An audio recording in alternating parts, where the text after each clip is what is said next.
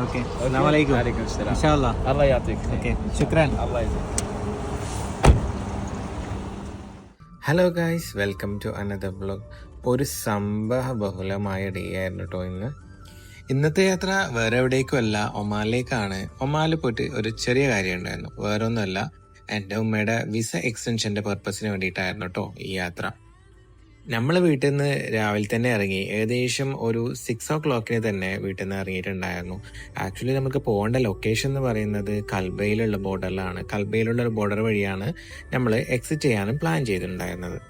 സത്യം പറഞ്ഞാൽ ഞാനും ഉമ്മയും ഭയങ്കര എക്സൈറ്റ്മെന്റിലായിരുന്നു. ഒന്നാമത്തെ കാരണം എന്ന് വെച്ചാൽ ഉമ്മ ഇവിടെ വന്നതിന് ശേഷം അങ്ങനെ ലോങ് ഡ്രൈവ് ഒന്നും എവിടെയും പോയിട്ടുണ്ടായിരുന്നില്ല.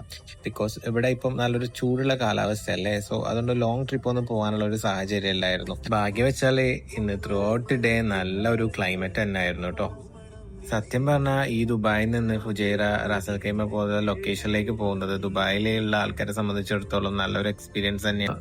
ബിക്കോസ് അവിടുത്തെ ലാൻഡ്സ്കേപ്പ് എൻ്റർലി ഡിഫറെൻ്റ് ആണ്. ഈ വീഡിയോ കാണുന്ന പോലെ തന്നെ അത്യാവശ്യം മലകളും കുന്നുകളൊക്കെ ഉള്ള ലൊക്കേഷൻ തന്നെയാണ് കേട്ടോ ഈ ഫുജൈറ, റാസൽ ഖൈമ എന്നൊക്കെ പറയുന്നത്.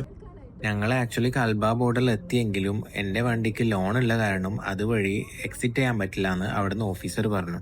പിന്നെ എന്ത് ചെയ്യുന്ന ആലോചിച്ച് അവിടെയും ഇവിടെയൊക്കെ വിളിച്ച് പല ആൾക്കാരെയും കോണ്ടാക്ട് ചെയ്യുന്ന വെപ്രാളത്തിലായിരുന്നു. അതുകൊണ്ട് വീഡിയോ ഒന്നും എടുക്കാൻ പറ്റിയിട്ടുണ്ടായിരുന്നില്ല. സത്യം പറഞ്ഞാൽ ഈ യാത്രയുടെ എല്ലാ എക്സൈറ്റ്മെന്റിന്റെ എൻഡായിരുന്നു കേട്ടോ അത്.